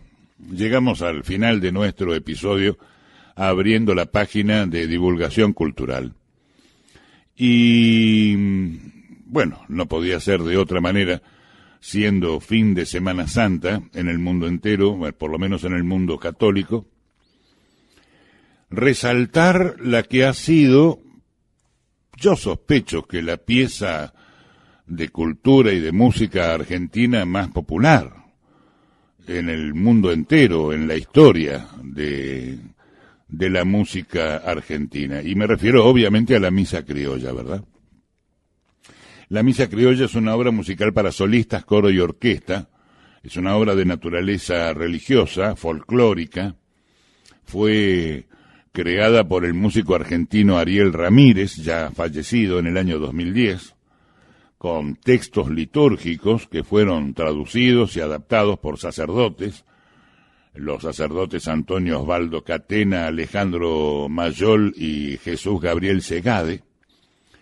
Esta obra, curiosamente, fue dedicada por el propio Ariel Ramírez por una experiencia juvenil a dos monjas alemanas, a Elizabeth y Regina Brückner, quienes ayudaban en la Segunda Guerra Mundial, ayudaban con alimentos a los prisioneros de un campo de concentración durante el nazismo, una experiencia que impregnó vivamente a Ariel Ramírez y que Luego, cuando escribió esta pieza, lo decidió a dedicárselo a estas dos monjas alemanas. Bueno, esta obra fue compuesta y grabada en el año 1964, se lanzó como álbum en 1965. La primera interpretación, además del propio Ariel Ramírez, un destacado pianista, fue con el reconocidísimo grupo folclórico Los Fronterizos, con Eduardo Madeo, Gerardo López, Julio César Isela y Juan Carlos Moreno, las cuatro voces de Los Fronterizos, con Jaime Torres tocando el charango, con mi estimadísimo y recordado amigo el Chango Farías Gómez en percusión, Raúl Barbosa en acordeón y Luis Amaya en guitarra, con los coros de la cantoría de la Basílica del Socorro, dirigida justamente por el padre Jesús Gabriel Segade, además de una orquesta integrada por instrumentos regionales dirigida por el propio Ariel Ramírez. De aquella época, de la primera gran impresión que generó la misa criolla en el resto del mundo, una grabación de la presentación de la misa en Alemania, donde estaba el propio Ariel Ramírez dirigiendo la orquesta con Los Fronterizos, con Jaime Torres y con Domingo Cura. Esta versión que oirán es del año 1967.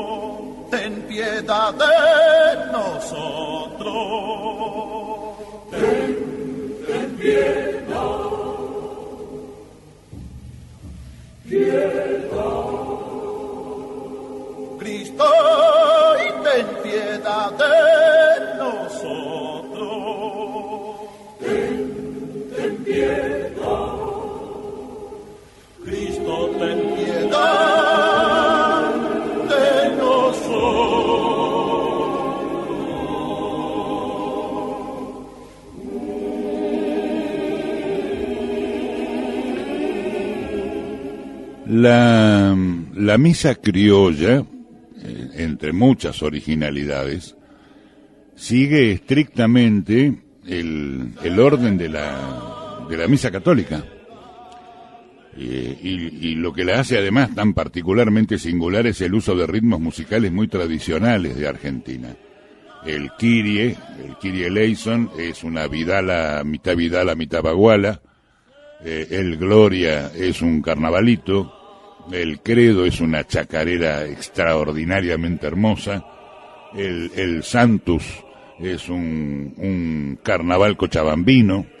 Y el Agnus Dei es un estilo pampeano sureño muy característico.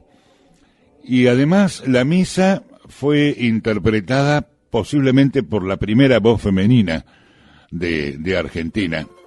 Con solo decirlo ya saben ustedes que me refiero a la negra Mercedes Sosa. Oirán siempre versiones editadas, porque los temas son más largos que lo que el programa nos permite. Oirán a Mercedes Sosa cantando junto con el charanguista Jaime Torres el Gloria a Dios. Esto fue tomado de un concierto en Buenos Aires ya en el año 1999, la negra Sosa.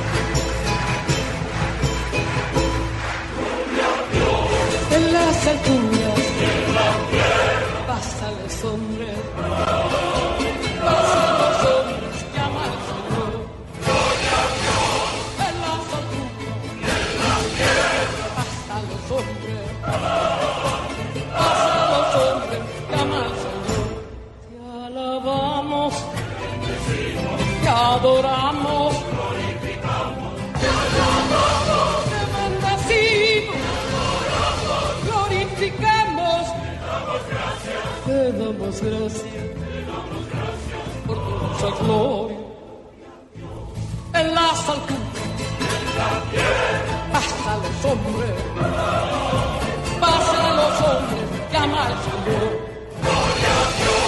En las alturas,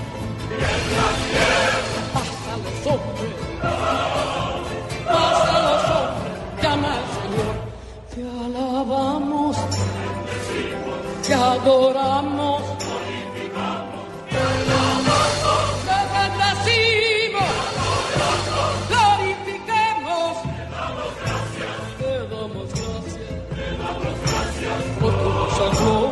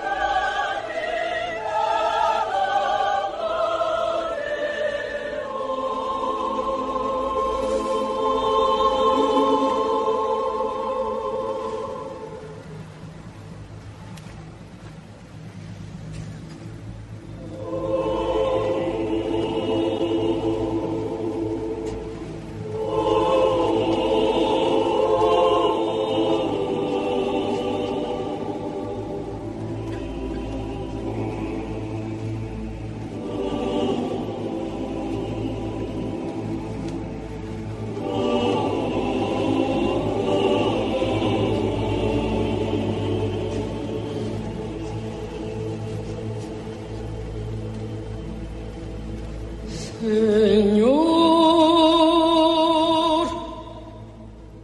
Hijo único, Jesucristo.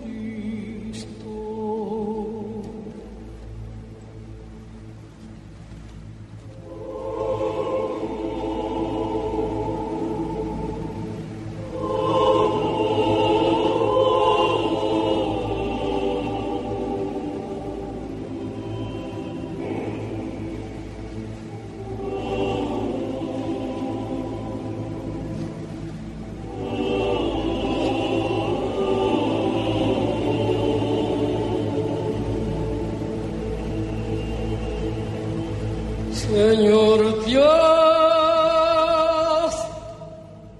Cordero de Dios, Hijo del Padre, tú que quitas los pecados del mundo, ten piedad de nosotros.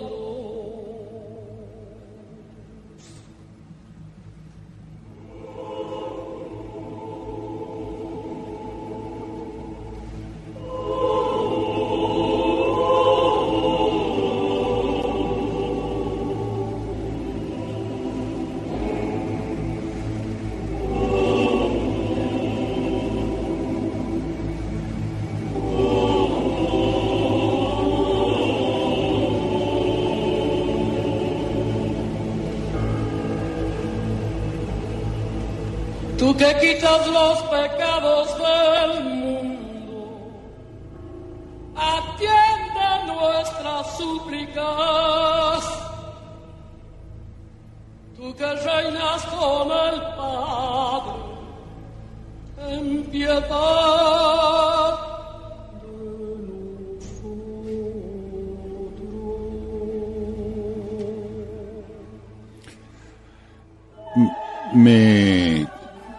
Me comentan que posiblemente esta historia de que la misa criolla sea la pieza de la música nacional de mayor repercusión en el mundo entero, bien debiera tal vez competir con otras piezas, ¿no?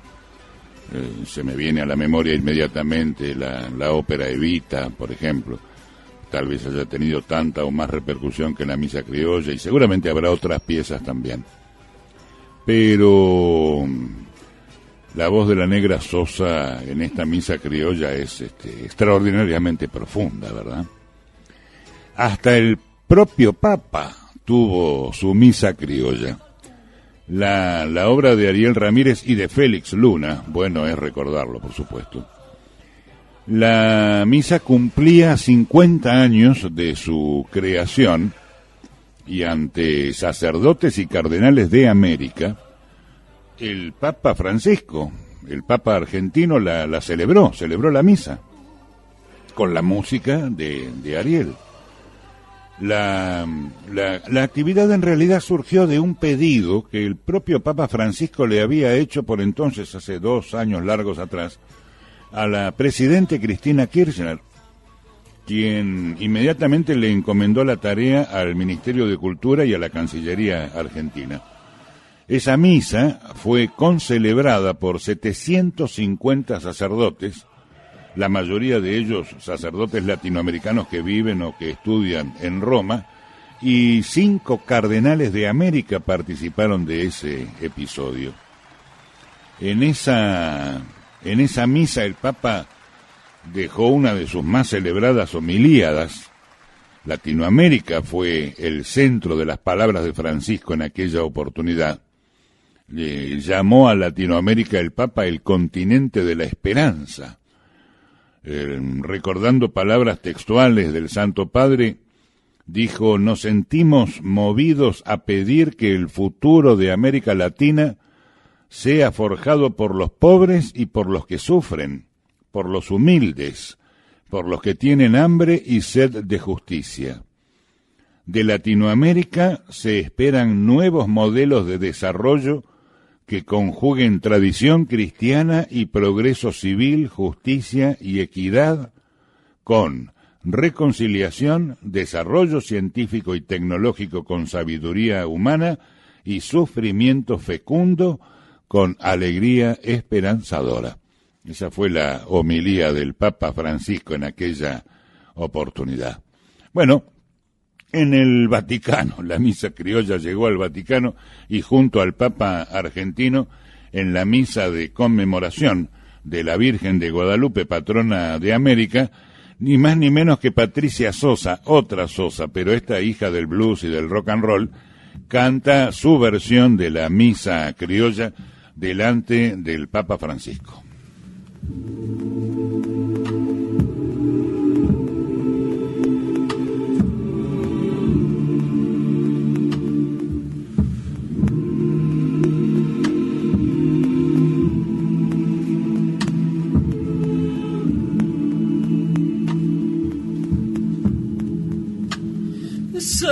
Señor, ten piedad de nosotros.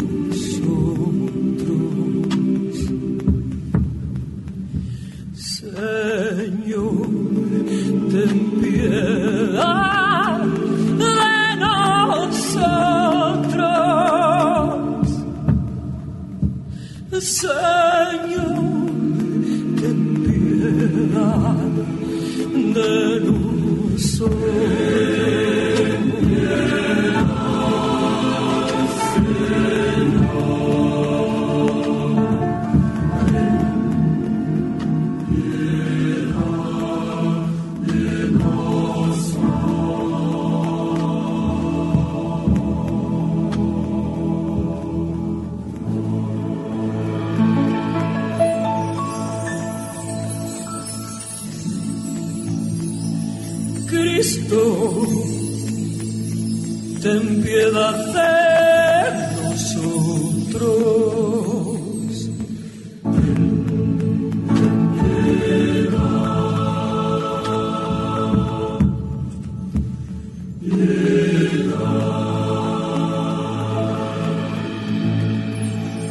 Cristo, ten piedad de nosotros.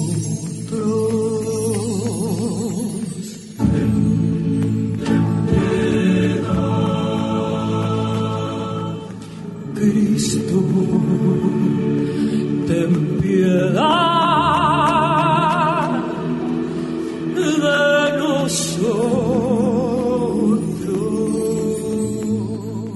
Un hermoso recuerdo, la negra Patricia Sosa, la otra negra Sosa, cantando la misa criolla de Ariel Ramírez y Luna en el Vaticano junto al Papa. Para difundir esta tan exitosa página de la cultura nacional, vamos a oír ahora a José Carreras, ¿no? obviamente para los argentinos un nombre que tiene un doble significado.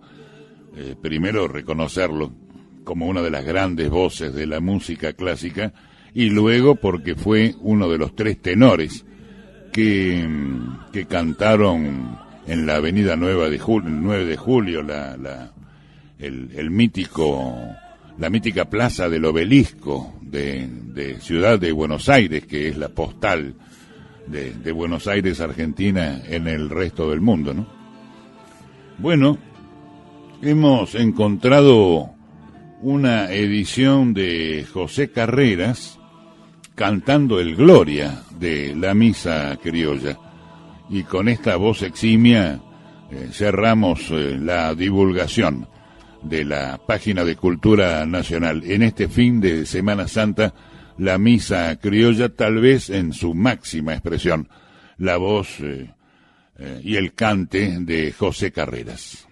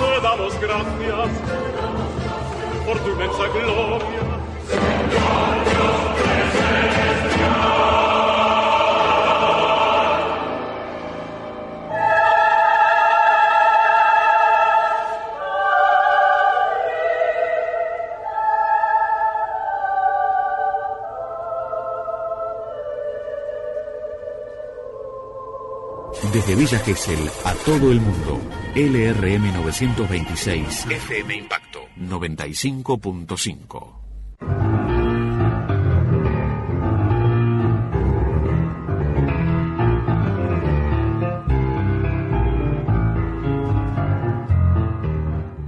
Bien, gracias. En los minutos que nos restan para culminar nuestra edición semanal de Buenos Días, Buenos Aires, quiero dar cuenta de una página estrictamente política, que de alguna manera es una especie de anticipo, sospecho que será fatalmente así, para la próxima edición el sábado que viene, por algunas circunstancias que voy a mencionar ahora y que posiblemente se transformen en información pura o línea editorial la próxima semana. Ustedes recuerdan, vamos a hablar primero del Frente para la Victoria, que además está ya impedido de utilizar la sigla Frente para la Victoria en las próximas elecciones legislativas de octubre de este año. El propio Partido Justicialista ha dispuesto que todas las boletas de los candidatos peronistas lleven la sigla Partido Justicialista en la próxima contienda electoral, así que no podrá utilizarse el nombre Frente para la Victoria a nivel nacional. Sí podrán utilizar, en cambio, esa sigla en las elecciones estaduales o distritales en las provincias de la República Argentina. Hablamos entonces primero del Partido Justicialista. Tenía razón don Abel Reynoso hace 15 o 21 días atrás, en una de sus ediciones desde Estados Unidos, cuando nos anticipaba que a su juicio la expresidente Cristina Fernández no sería candidata a cargos legislativos en las elecciones de este año. De hecho, este anticipo de don Abel, y después de todos los escarceos de estas 2-3 últimas semanas, parece confirmarse. A tal punto que la propia Cristina Fernández ha dejado entrever en algunas declaraciones rápidas y a través de sus twitters, que se ha hecho también una costumbre para la expresidenta argentina, que promociona, por lo menos en la provincia de Buenos Aires, la candidatura a cargo electivo legislativo de la intendente de La Matanza, una candidata femenina, en suma, que ya había acompañado en algunos viajes al exterior a Cristina Fernández y que había sido esta intendente de La Matanza, una de los distritos más populosos, más de 3 millones de electores en la provincia de Buenos Aires, y que ya había sugerido a Cristina en uno de los viajes a Estados Unidos que resignara su candidatura a un cargo electivo legislativo en estas elecciones 2017. Y a la inversa, ya dando señales casi definitivas en esta materia, esta semana Cristina, que aún no anuncia que haya resignado pretensión en esta materia, pero señala a la intendente de La Matanza como su propuesta para candidata en primera línea de la nómina de legisladores nacionales por la provincia de Buenos Aires, la provincia más populosa del país. Y también en el ámbito del Frente para la Victoria o Partido Justicialista, como quiera leerse, bueno, la candidatura de Florencio Randazzo en oposición al cristinismo. Florencio Randazzo fue hasta el último día del mandato de Cristina Fernández el ministro de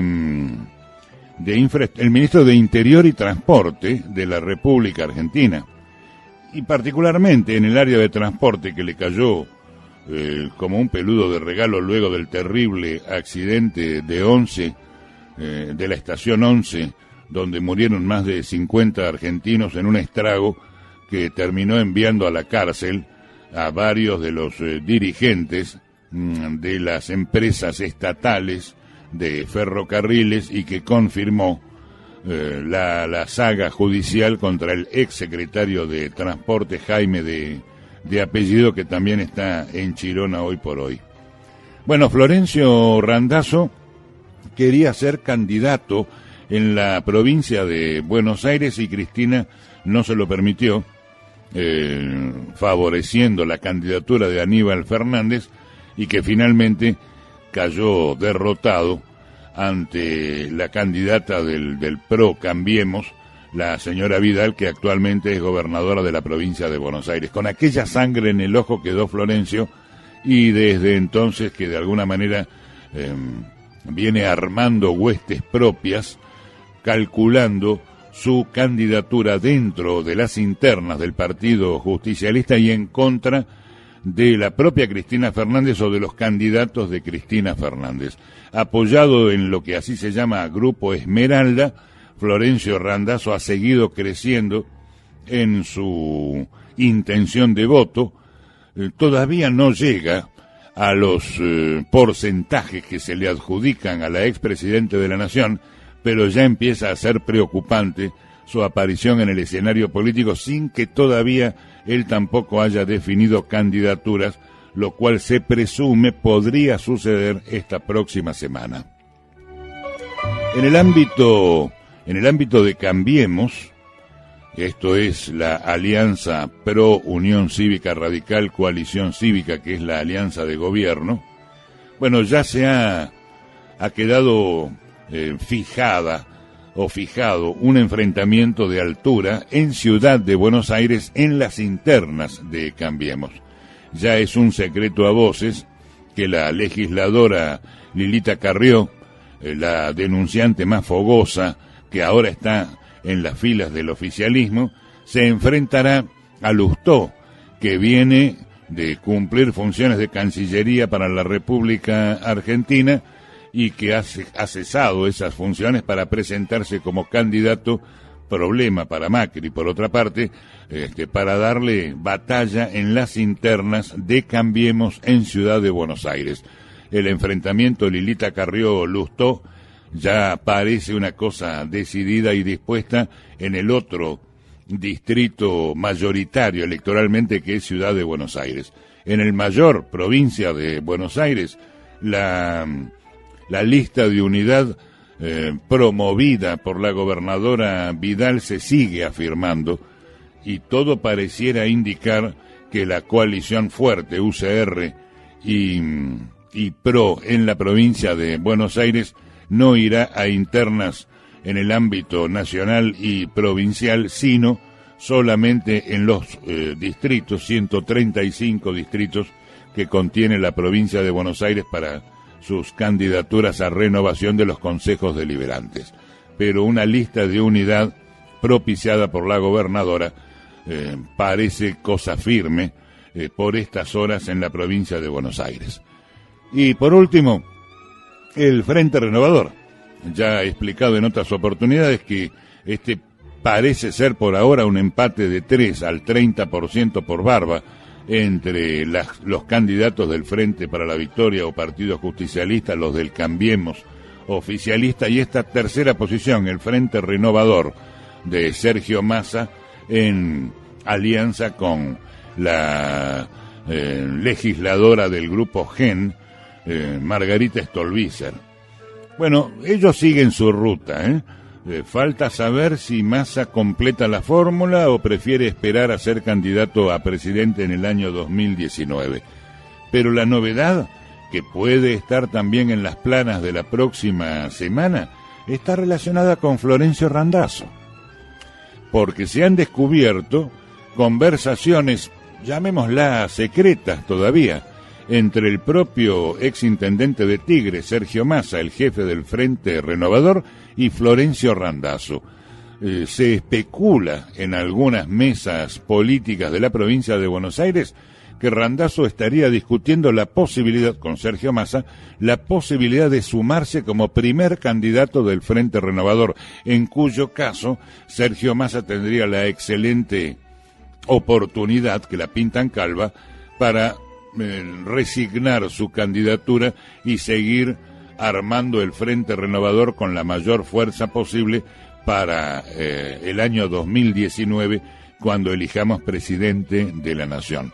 No puedo agregar solamente la versión que corre en las mesas y las redacciones periodísticas políticas de la provincia de Buenos Aires. Esta es una versión todavía no confirmada para nosotros, pero sí extraordinariamente sugerente.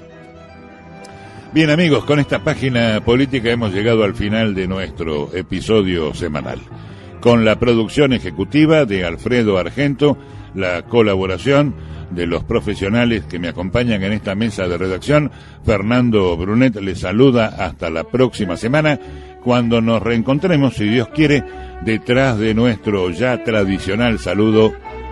Buenos días, Buenos Aires.